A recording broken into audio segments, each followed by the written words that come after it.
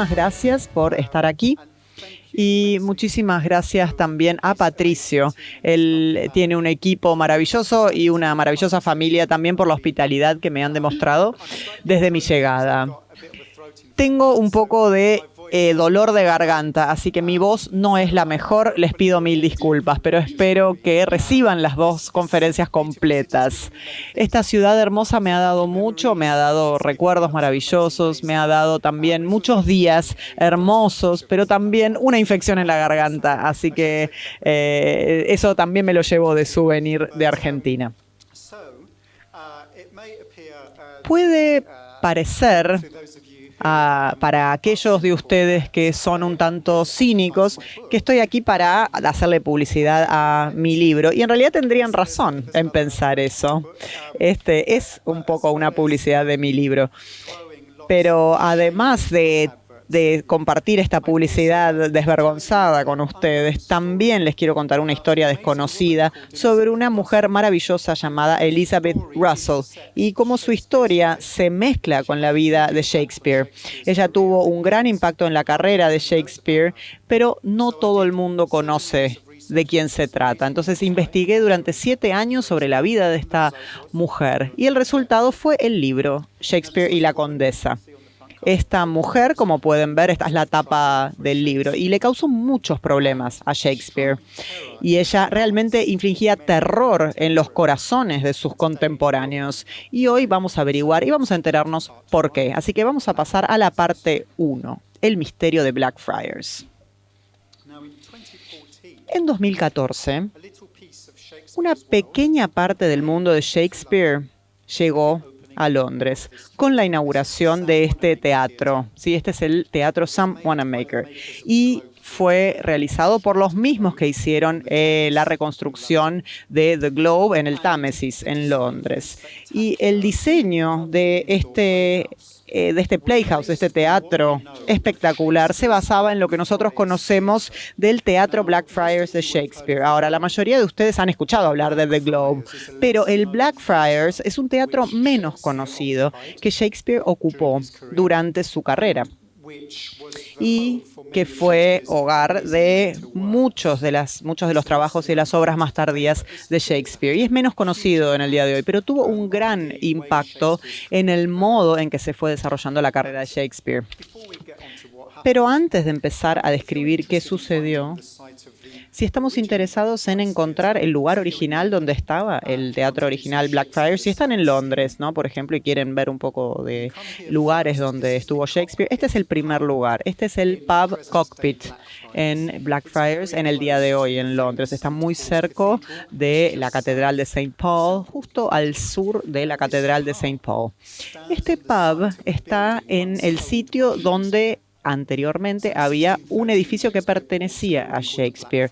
Se llamaba el Blackfriars Gatehouse y es donde hoy está este pub tan famoso. O sea, si ustedes van a ese pub, están en un sitio histórico. Si recorren con esta avenida justo a la derecha de esta imagen, fíjense, se llama Island Yard. Si van a Island Yard, llegan hasta el final y llegan a Playhouse Yard. Playhouse Yard era el lugar del teatro original, el teatro Blackfriars. Hoy no se ve como mucho, se ve muy tranquilo, no dice mucho, es bastante sereno como lugar. Pero en la era de Shakespeare era el lugar donde se desarrollaba un conflicto que impactó muchísimo la carrera de Shakespeare. Ahora les voy a explicar por qué. A comienzos de 1596, Shakespeare y la tropa de teatro a la que él pertenecía, que se llamaba The Chamberlain's Men, estaban enfrentando una crisis. La premisa, es decir, el edificio estaba ubicado en Shoreditch y aquí es donde muchas de las obras tempranas de Shakespeare se llevaban a cabo. Pero lamentablemente para Shakespeare el contrato de arrendamiento sobre este teatro se vencía en abril de 1597. Entonces básicamente la compañía de Shakespeare iba a quedar en la calle sin teatro. Por eso se veían enfrentados a un gran problema. El hombre que construyó ese teatro se llamaba James Burbage. Era un emprendedor, un hombre de negocios, diseñador de teatros. Y él se preguntaba, ¿cómo salgo de este problema? Mi teatro está por cerrar, el que quedaba en Shoreditch, y no se nos permite extender nuestro contrato, entonces, ¿qué puedo hacer? Entonces él se arriesgó, tomó un gran riesgo y gastó una fortuna para comprar salas en el distrito de Blackfriars, en Londres. Estos documentos que ven aquí, este es el contrato de arrendamiento para estas 7 salas que Jane Burbage compró con la intención de construir un teatro nuevo. Para Shakespeare y para los intérpretes, esto era como una respuesta a sus plegarias, porque finalmente iban a recibir un teatro maravilloso. Y si nosotros miramos estos diseños, estos son los de otro teatro, del Teatro Cockpit. Pero esto es probablemente lo más cercano que podemos llegar a obtener para comprender cómo se había construido el teatro Blackfriars y también en comparación con el Sam Wanamaker y lo que él construyó en Blackfriars. Fíjense que tiene 2 pisos y esta es la reconstrucción moderna, lo que ven en la pantalla, y el diseño es bastante similar. Pero lo que era tan maravilloso de este edificio es que tenía un techo que era muy importante para Shakespeare, porque anteriormente el otro teatro era al aire libre y no estaba cubierto, entonces solamente podían representar obras en el verano. En cambio aquí podían estar todo el año porque era un teatro techado y además estaba ubicado en un distrito muy caro. Blackfriars era el lugar donde vivía la gente adinerada, entonces ellos podían cobrar mucho más por las entradas, mucho más que en el anterior. Y cuando construyeron el Teatro del Globe, los asientos en el Blackfriars costaban aproximadamente 6 veces más caros, y esto nos muestra lo cara que era esta zona.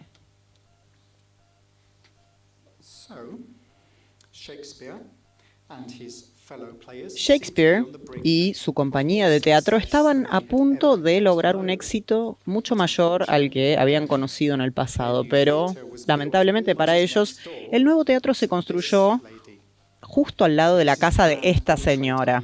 Este es el retrato de Lady Elizabeth Russell. En el libro yo escribí que ella se parece un poco a una cobra lista para morder a su próxima víctima con su atuendo. Y esa imagen circuló en tantos periódicos, en tantas publicaciones y en los documentales se retrató porque justamente era una imagen muy poderosa, pero nos daba una idea de la mujer con la que estábamos lidiando.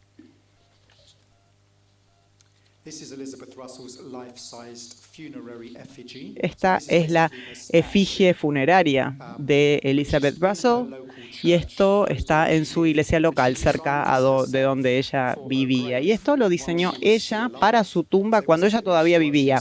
O sea que la terminaron mientras ella vivía, para que ella pudiera verse en toda su gloria y todo su esplendor.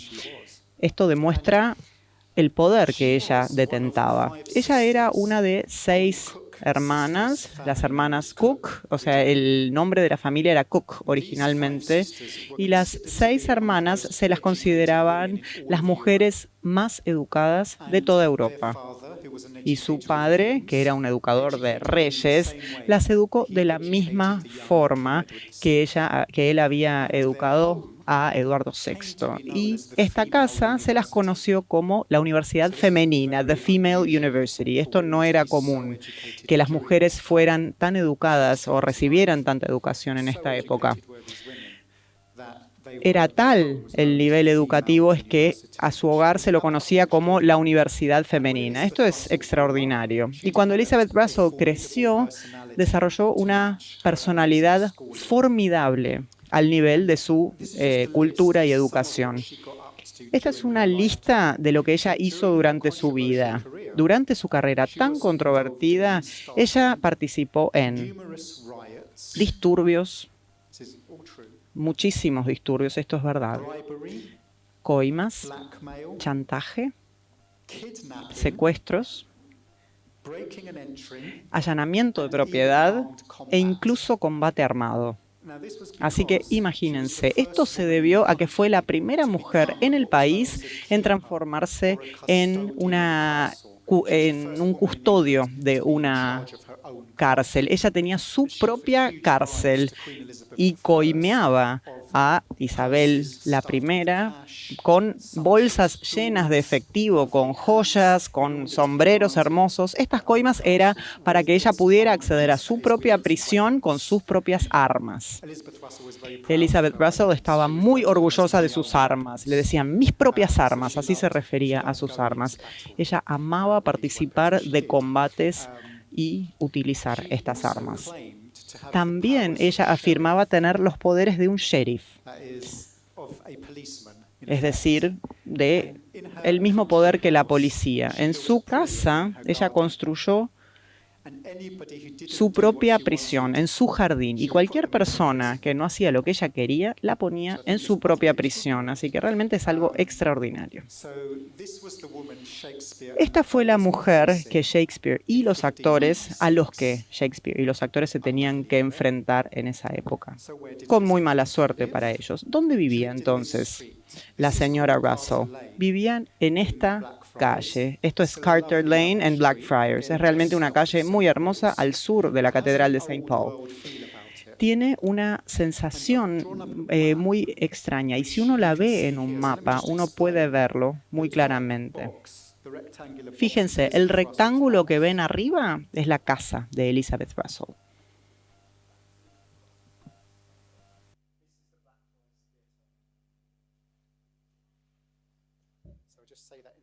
Lo voy a decir ahora al micrófono. Entonces, el Teatro Blackfriars es el segundo rectángulo. Si ven de abajo hacia arriba, la casa estaba arriba, la casa de Elizabeth Russell. Y estaban muy cerca, ¿sí? Solamente 187 pies de distancia entre uno y otro.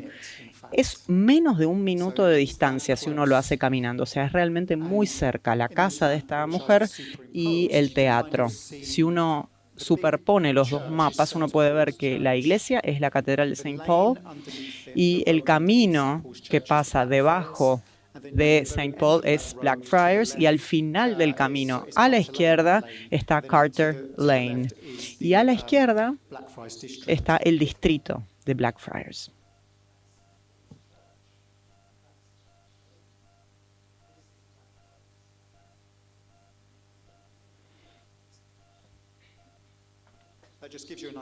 Simplemente les da una idea de cómo estaba distribuido.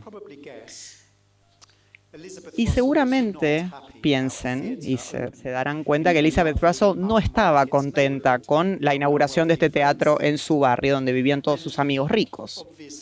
Y obviamente yo dediqué mi vida a Shakespeare y yo soy fanático de Shakespeare, pero a veces me gusta tomarme un instante solamente para pensarlo desde la perspectiva de Elizabeth Russell. Piénsenlo de esta forma. El ruido de todos esos actores alocados y todos los asistentes a los teatros que llenaban el vecindario, la amenaza de la dispersión de la plaga, justamente, y de las pestes en estos espacios cerrados del teatro, y todas esas calles chiquititas, todas atoradas por los carruajes de la gente que asistía a los teatros. Piénsenlo desde el punto de vista de los caballos llenos y que estuviera lleno de caballos. Eso cualquiera se enojaría ante una situación así. Y en 1596 ella hizo algo muy moderno, que fue hacer un levantamiento contra la compañía de Shakespeare y logró con éxito evitar que ellos ocuparan su nuevo teatro, incluso antes de su apertura. En el proceso, ella dejó a la compañía de Shakespeare frente a una ruina financiera.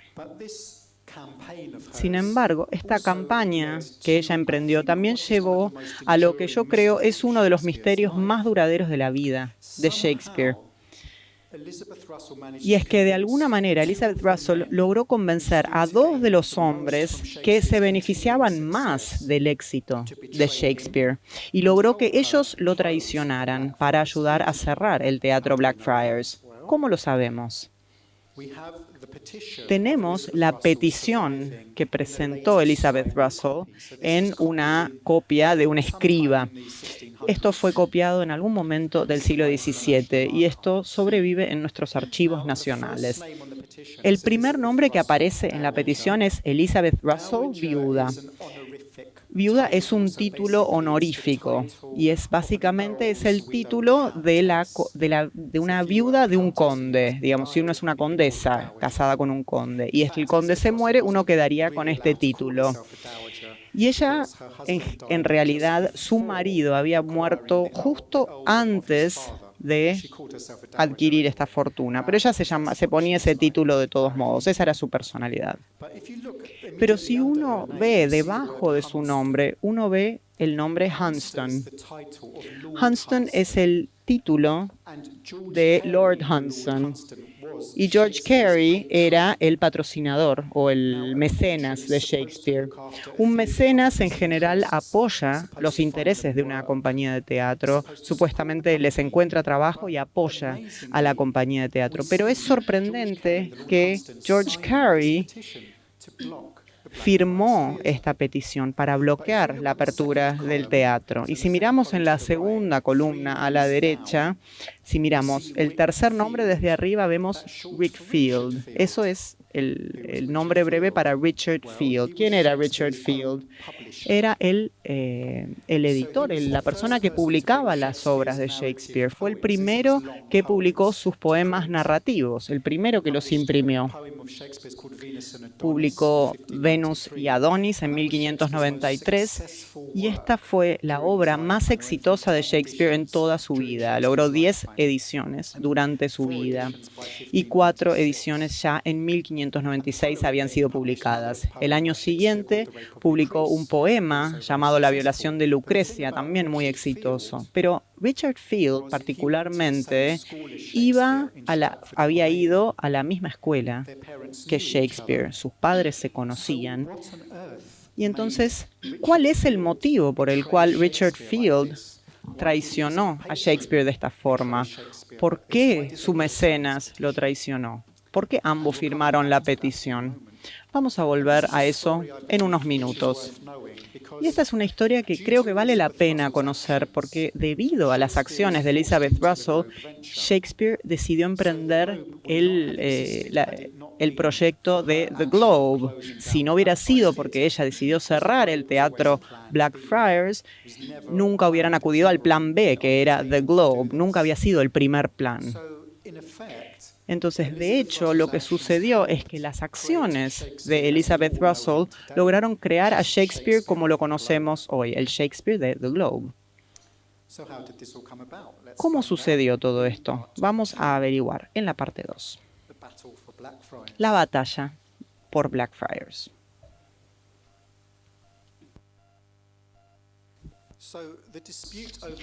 Entonces, la disputa sobre este teatro de Blackfriars se disparó en parte por lo que llamamos esta geografía espiritual del área de Blackfriars. Y a esto me refiero a que Elizabeth Russell era puritana, era una puritana acérrima, era una radical religiosa, alguien que creía que la Iglesia de Inglaterra no había hecho lo suficiente en remover el catolicismo de la religión del Estado. Entonces los puritanos en ese momento eran muy radicales en términos religiosos. Prácticamente un tercio de los hombres que firmaron su petición tenían, de hecho, algún tipo de puesto en una iglesia cercana, que era en este caso la de Santa Ana o St. Chance en Blackfriars. Eran administradores, eran capilleros, monaguillos, aquellos que ayudan a cuidar la iglesia. Esto incluía también el ministro de la iglesia, que era Stephen Eddington, que él también había firmado la petición. Y algo más que descubrí que era completamente desconocido es que el editor de Shakespeare, Richard Field, también era uno de los administradores de la iglesia de Santa Ana. Entonces, este documento acá nos dice que Richard Field era asistente de capillero. Por lo tanto, como ven, el nombre de él es el que está desde abajo, el segundo, Richard Field. Y el que está al lado dice icon, que es economus, que es la palabra en latín para monaguillo o capillero asistente. Entonces él ayudaba básicamente a cuidar la iglesia. Y obviamente hacía un muy buen trabajo porque unos años más tarde, para 1598, fue ascendido a capillero. De esta manera estaba a cargo de los cuidados de la iglesia. Su nombre es 1, 2, 3, el tercer renglón. Y al lado aparece guardianus, que es la palabra en latín para capillero. Entonces, Richard Field tenía en esta iglesia puritana un papel muy importante. Y era esta justamente la iglesia a la que asistía Elizabeth Russell. Y me parece que esto dice mucho. Y en este mapa, si lo vemos nuevamente, al lado del teatro de Blackfriars, ven que dice St. Anne's Church, iglesia de Santa Ana. Les voy a mostrar dónde está.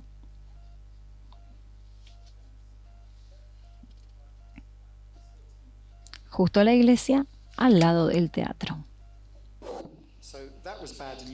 Así que esto eran malas noticias para Shakespeare, porque estaban prácticamente pegadas la iglesia y el teatro a través de una serie de salas que se conectaban con trabas. Otro de los descubrimientos que hice fue la ubicación precisa de la imprenta de Richard Field, que se había perdido durante 4 siglos. Así que no sabíamos exactamente dónde estaba. Y cabe destacar dónde estaba esta imprenta, porque esta fue la primera imprenta que dio lugar a las obras de Shakespeare, tal como se reconocieron luego como productos al consumo. Por eso es importante saber, y no se imaginan dónde estaba, justo al lado de la casa de Elizabeth Russell. Así que les voy a mostrar ahora, me voy a parar para mostrarles dónde era. ¿Ven? Ahí está la imprenta justo al lado de la casa de Elizabeth Russell. Y esto es increíble. Entonces, pobre Richard Field, no se podía escapar de Russell. Donde fuera, ella estaba. Estaba en la iglesia local, vivía en la casa de al lado, entonces no tenía escapatoria. Y esto parcialmente explica por qué Richard Field traicionó a Shakespeare. Otra cuestión interesante es que si vemos el mapa, todas las construcciones o edificaciones alrededor de la casa de Elizabeth Russell corresponden a un hombre llamado William Gellone. Y William Gellone era un puritano como Elizabeth Russell, y él compró el edificio en el que se ubicaba la imprenta de Richard Field 3 años antes de que ambos firmaran la petición. Por eso tanto Richard Field como William Gellone, que se convirtió en el nuevo arrendador de Field, firmaron la petición de Elizabeth Russell. Entonces, Richard Field y su lealtad para con la iglesia, para con Russell y para su nuevo arrendador, que era William Gellone, superaron su lealtad hacia Shakespeare. Por eso esta lealtad fue más importante que la que él le servía a Shakespeare y por eso firmó la petición. Respecto del mecenas de Shakespeare, su casa es la última casita, como ven ahí en el mapa, el último cuadradito. Por lo tanto, este mecenas, George Gary o Lord Hanson, también lo traicionó firmando la petición y él vivía justo abajo del teatro de Blackfriars, quizá demasiado cerca, ¿no?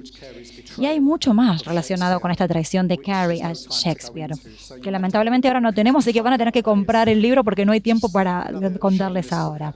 Otra publicidad desvergonzada de mi libro. Entonces, ¿quiénes eran las otras personas que firmaron la petición? Bueno, eran un grupo muy variado. Incluían personas que trabajaban en el gobierno o espías que trabajaban para la reina Isabel I. También había muchos empresarios locales. Había un vendedor de libros, un orfebre, un sastre, un productor de tela, un médico e incluso un disector de cuerpos humanos. O sea que, como verán, es un grupo muy variado.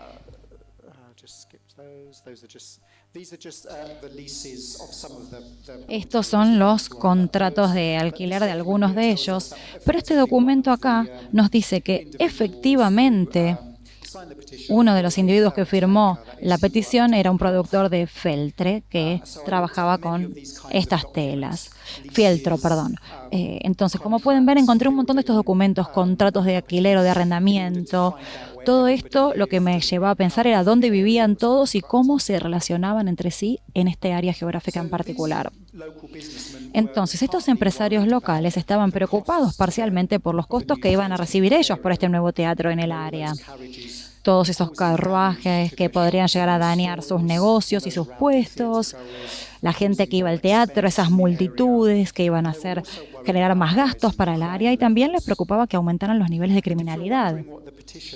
Y si se preguntan qué parece la petición, esta es una cita de la petición en sí misma que voy a leerles.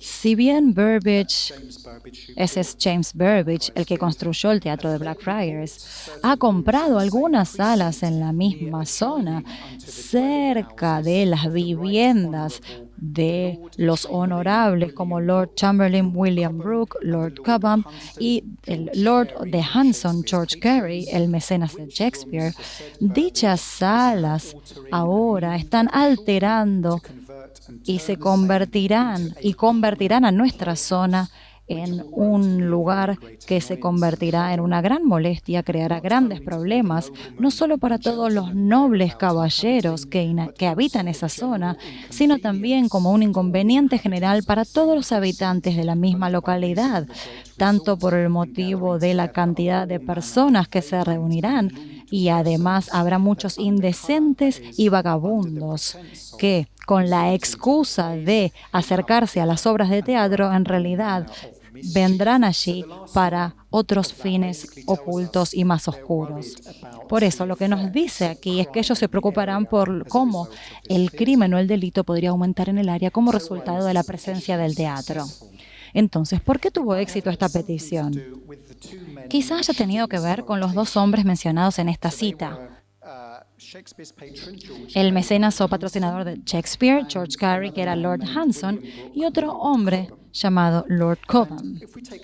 Si tomamos a George Carey primero, si vemos su árbol genealógico, no es muy claro, así que les voy a explicar lo que dice. Explica que el mecenas de Shakespeare tenía un parentesco político con Elizabeth Russell. Entonces, como pueden ver, George Carey, el mecenas de Shakespeare, su hermana se había casado con el hijo de Elizabeth Russell. Esta parte de aquí abajo del árbol genealógico.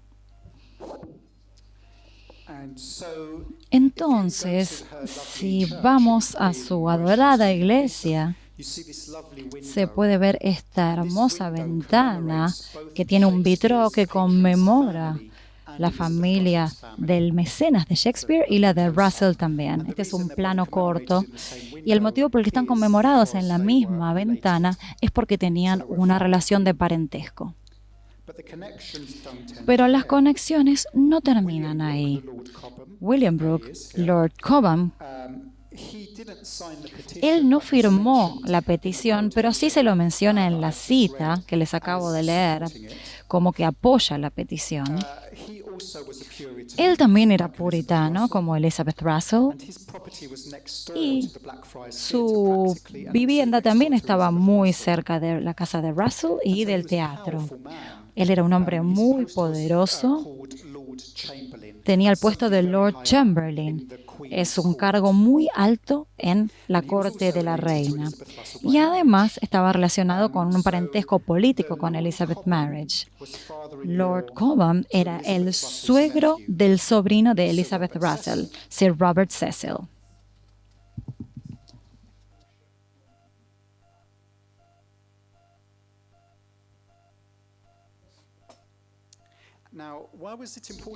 Entonces, ¿por qué era importante esta relación en la que él era el suegro del sobrino de Elizabeth Russell? Bueno, Robert Cecil es este hombre que pueden ver aquí a la derecha, que era el hombre más poderoso de Inglaterra, y su padre era el segundo más poderoso. Robert Cecil, aquí a la derecha, era secretario de Estado, y su papá, William Cecil, tenía el puesto llamado tesorero real. Ambos eran hombres muy poderosos. Estos dos hombres, junto con Lord Cobham, el que acabo de mencionar, eran miembros de lo que se conocía como el Consejo Privado. El Consejo Privado era un grupo de hombres de élite, hombres poderosos, que se encontraban prácticamente todos los días para asesorar a la reina respecto de cómo llevar adelante el país. O sea que estos eran los hombres, de hecho, más poderosos del país. Y a ellos llegó la petición de Elizabeth Russell. Entonces fueron ellos los que bloquearon la apertura del teatro Blackfriars. Por eso tuvo tanto éxito Elizabeth Russell, porque tenía sus propios parientes en este consejo privado. ¿Cómo podría fallar, no? Con tantas relaciones. Pero hay una pregunta que no respondimos, y esto es: ¿qué pensaba Shakespeare de todo esto?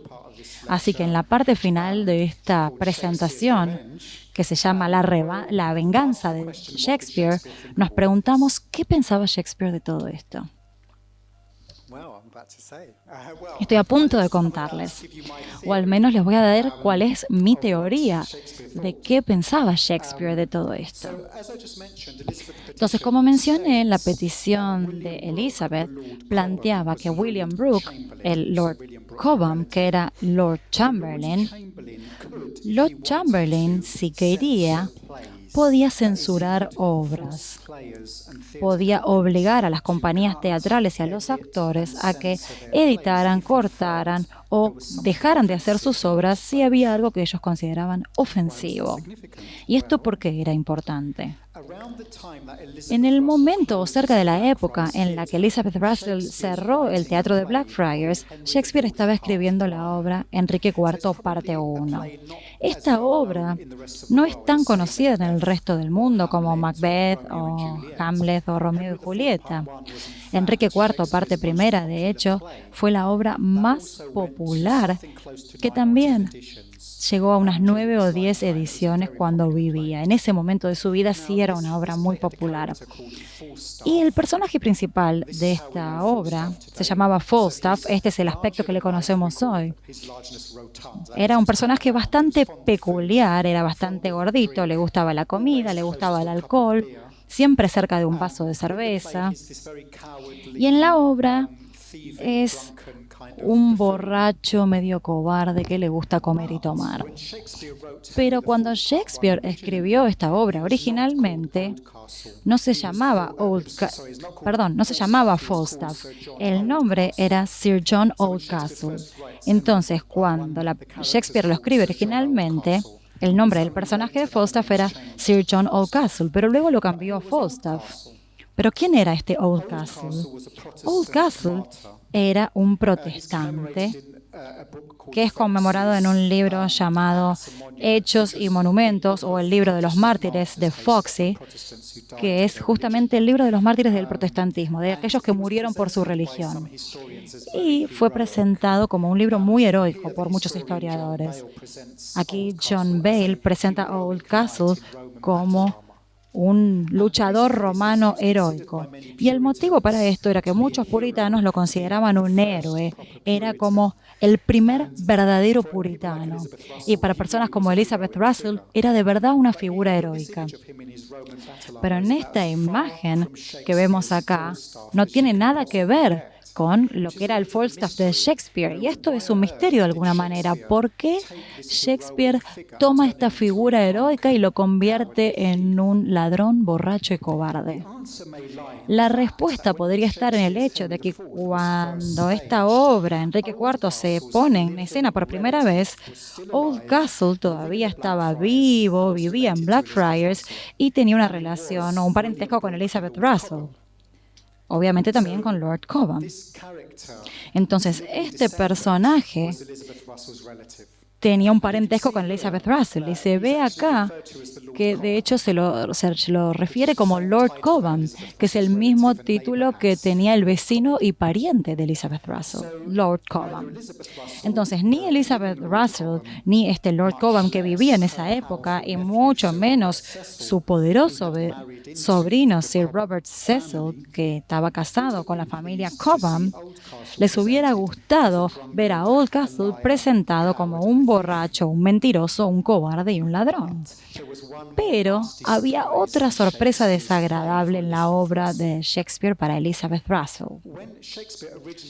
Cuando Shakespeare escribió este personaje originalmente, Oldcastle tenía un compañero que también era un bufón borracho, y su nombre era John Russell. John Russell justamente era el nombre del marido fallecido de Elizabeth Russell. Y esto me resulta extraordinario. Imagínense cómo se hubiera sentido Elizabeth Russell si hubiera visto un personaje con el mismo nombre que el de su esposo y su vecino y pariente Lord Cobham, que fueran personajes de una moral cuestionable. Imagínense, tenemos evidencia de esto. Aquí hay una impresión hubo una impresión que dejó el nombre Russell de 1583. ¿Ven que acá se ve que dice Russell? Pero esto fue un accidente. La idea no era que se publicara con estos nombres. Y sabemos que en la vida real, Lord Cobham y el esposo de Elizabeth Russell eran amigos y colaboradores. Y este documento lo prueba. Y hubo una encuesta de inmigrantes que nos demostró que trabajaban juntos. Entonces es una coincidencia de que en la vida real el marido de Elizabeth Russell y Lord Cobham eran amigos y socios, y que en la obra de Shakespeare ambos también son amigos y socios o compañeros, pero representados de una forma tan desagradable. Bueno, claramente no era una coincidencia. Entonces, ¿qué hizo Lord Cobham al respecto? Le devolvió el golpe a Shakespeare, obligándolo a cambiar el nombre Oldcastle, y además lo obligó a remover el nombre John Russell. Por eso Oldcastle se convirtió en Falstaff y John Russell se cambió a Bardolph. Y este es un acto de censura muy famoso en los estudios de Shakespeare, pero pocas personas conocen la historia detrás. Solo aquellos que escucharon esta charla o que leyeron el libro saben cuál es la historia real que podría llegar a estar detrás de este acto de censura, que probablemente fue una campaña coordinada entre Lord Cobham, que era Lord Chamberlain, y Elizabeth Russell. Y también me parece intrigante pensar en Shakespeare castigando a sus enemigos de esta manera, como un vengador de sus tragedias. Pero yo simplemente estoy raspando la superficie de la historia acá. En el libro Shakespeare y la Condesa, acá les mandé otro archivo de mi libro, pueden leer sobre las motivaciones políticas detrás de esto y también pueden leer sobre mi teoría, que es que Shakespeare basó una de sus personajes o uno de sus personajes femeninos en Elizabeth Russell. Eso aparece en el libro, pero sí voy a saltearme todo hasta llegar al final feliz, así voy terminando. Dado que el teatro se cerró y que James Burbage había invertido tanto dinero, la compañía entró en bancarrota, de hecho, y los hijos de James Burbage, que se llamaban Richard y Cuthbert, heredaron sus tremendas deudas. Y por eso tenían que tratar de encontrar la manera de salir de esas dificultades financieras. Entonces lo que hicieron de 1598 en adelante fue empezar a invertir en el teatro The Globe. Así que dejaron Blackfriars y se pasaron a The Globe, que es acá.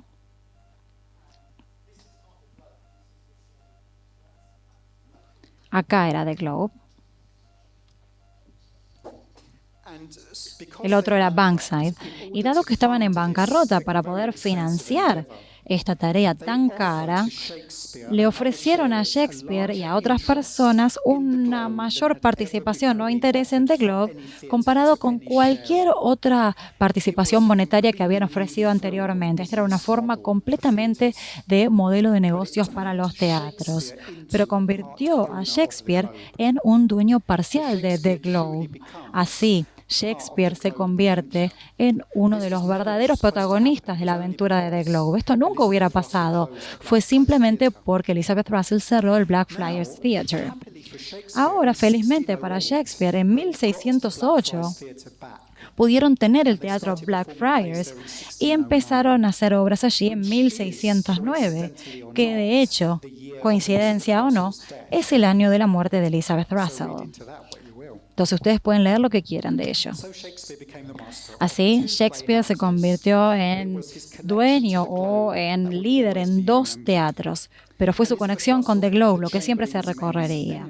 Elizabeth Russell, enemiga de The Chamberlain's Men, se sorprendería de ser recordada por su rol en ayudar, sin quererlo, a Shakespeare según lo conocemos hoy, el Shakespeare de The Globe. Y no puedo terminar esto sin otra publicidad desvergonzada de mi libro. Muchas gracias por escucharme. Gracias a todos.